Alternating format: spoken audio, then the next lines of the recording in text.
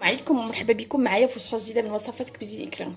بغيت نبارطاجي معكم اليوم الوصفه ديال البيتزا اللي قلت لكم داك في الفيديو الماضي. غادي ندير البيتزا ديالي بطريقتي، كتجي سهله وزوينه بزاف. وبقاو معايا تابعوا المقادير وتابعوا الطريقه. جد سهله ومقادير ايضا جد سهله، فانا غادي نستعرضها معكم كما كتشوفوا. عندي هنايا 2 كيسان ديال الماء، من الاحسن يكون دافي. نص كاس ديال الزيت، من الاحسن تكون زيت بلديه. عندي هنا كويس ديال السميده رقيقه، ماشي السميده جد رقيقه او الفينو. عندي هنا معلقه ديال سنيده ومعلقه ديال الخميره. لكم هذه مرحله اولى اللي هي كندير فيها 2 كيسان ديال الماء كافي هكا في شي جبانه، شي كندير معاهم نص الكاس ديال الزيت البلديه.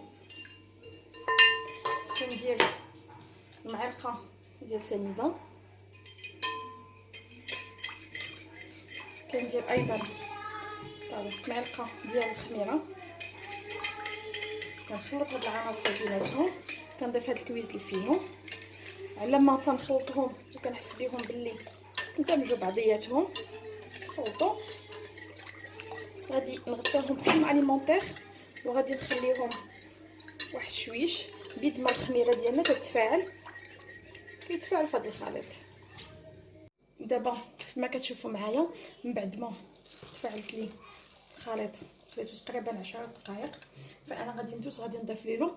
عندي هنايا 4 ديال الكيسان ديال الدقيق، وانما ما غاديش نضيفهم دقه واحده، غادي ندير في الاول 3، حيت على حساب نوعيه الخليط. كاين الخليط اللي كيشرب، كاين الخليط اللي لا. كما شفتوا انا زدت الكاس الاول، الكاس الثاني، الكاس الثالث، الرابع ما غاديش نضيفو دابا حتى نشوف واش العجينه بدات كتجمع لي، وعاد غادي نشوف واش عاد نزيدو. كما كتشوفوا فانا زولت الفوي، غادي نجمع الخليط بيدي. اول حاجه غادي نضيف هنايا عندي واحد رويس معلقه صغيره ديال المليحه، عندي شويه ديال الزعتر. كما كتعرفوا البيتزا كتجي زوينه مع الزعتر بزاف، كتباتها.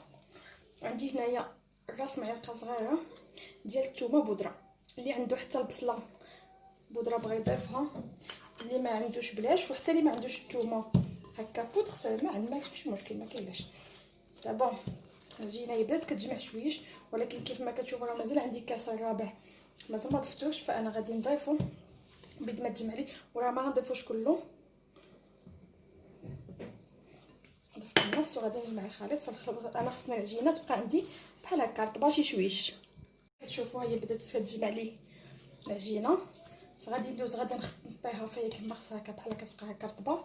غادي ندوز غادي نغطيها بفيلم اليمونطير عاوتاني المره الثانيه ونخليها كتخمر. المده اللي كتخسرمك فيها من ساعه حتى 3 ساعات، كنخليوها كتخمر على خاطرها. هذاك هو السر باش كتجي هشيشه وكتجي مقرمله زوينه بزاف كما كتشوفوا بحال هكا. دابا ما بقى لي الا نغطيها ونخليها تخمر. كتشوفوا دابا من بعد ما خليتها تقريبا ساعه المكانه فهي اختمرت هكا بحال هكا. كندير شويه زويت هكا روميه في يدي، كنحاول انني نجمعها باش ما تلصقش في يدي. فهي كيف ما كتشوفوا فهي جات خامره مفشفشه. غادي ناخذ هذا غادي نحطو فيها،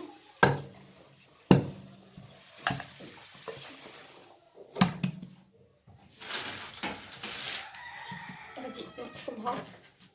فكما كتشوفوا هاد العبار اللي درت، فانا غادي نحط لي بالضبط تقريبا 3 البيتزات. غادي نكورهم بحال هكا،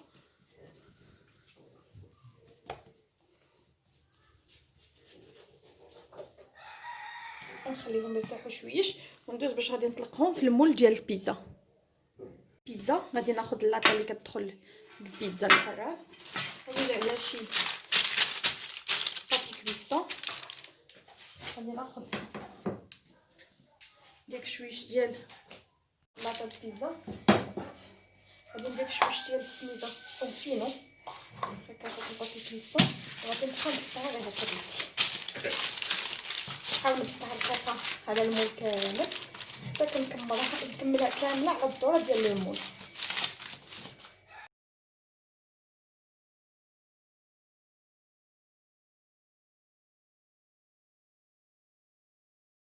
من بعد ما بسطتها في المول بهذه الطريقه، فانا كنخلي اكسبريس جينير هكا شي شويش طالعين. غادي ندوز غادي نتكلها بفرشات. هاد الاثناء انا راني شعلت الفران وسخنته مزيان على 240 درجه، احسن يسخن باش البيتزا صافي. اون فوا كنكملها كندخلها كيكون الفران سخون مزيان. بعد ما تكيتها بالفورشيت غادي ندير واحد الفرشه ديال لاصوص طوماط اللي شاركتها معكم. طبعا نحط لكم لو لين في اسفل الفيديو. شفتوا كندير واحد الفرشه مهمه ديال لاصوص. كنحاول انني بلا ما نوصل الجنيبات بلا ما نوصل الجناب.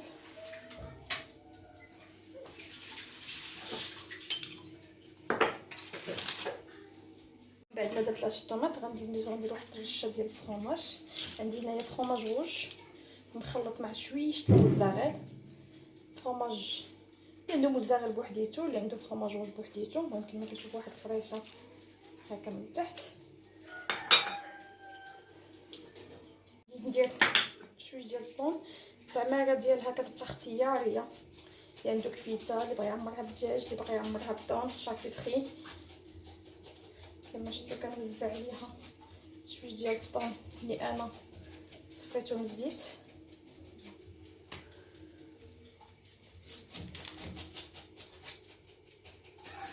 بهذا الشكل هكا.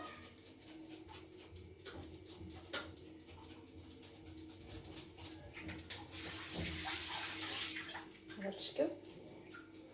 فيها ايضا شويش ديال السريمي اللي قطعته هكا طريفات رقاق.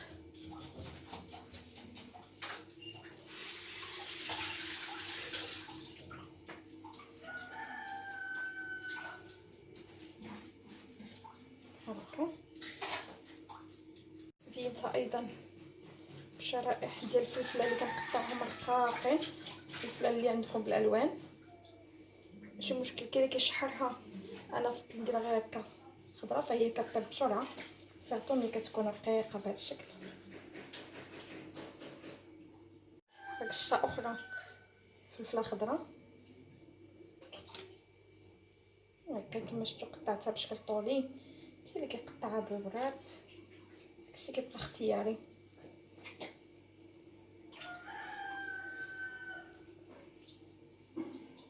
هكا ايضا شويه ديال الزيتون كحل اللي قطعته بهذه الطريقه. اللي عنده الزيتون سلايس كيتباع ديجا واجد مقطع يزين به. انا ما توفرش عندي فانا فقط زينت هكا بهذه الطريقه الزيتون اللي قطعتهم. ومن الفوق غادي نعاود ندير واحد شويه الفرomاج واحد اخر من الفوق بحال هكا. هاد البيتزا كل ما كانت غنيه بالفرomاج كل ما كتجي زوينه.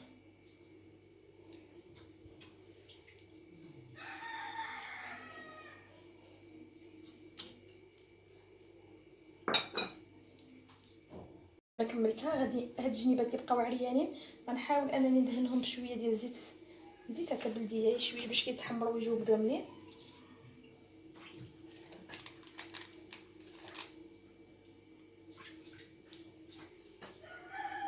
هكا كاملين.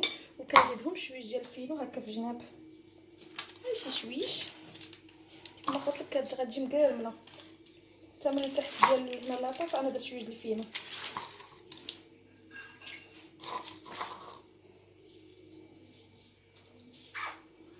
كملت البيتزا فكما قلت لكم غادي ندخلها الفران اللي انا ديجا مسخنه على 240 درجه. دابا راه سخون بزاف، غادي نشعل عليها غير من التحت حتى نحس بها بلي طابت من التحت مزيان وتقرملت. ومن بعد غادي نشعل عليها من الفوق على ما يذوب الفرomاج ونحس بها بلي صافي ولات واجده.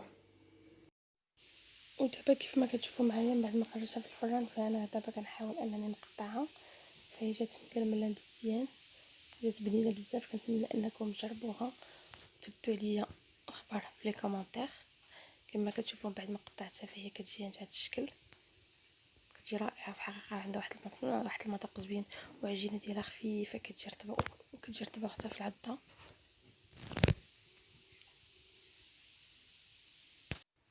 وصلت معكم دابا لنهايه الفيديو اللي شاركت معكم كما قلت لكم فيه البيتزا ديالي. شكرا بزاف على المتابعه ديالكم.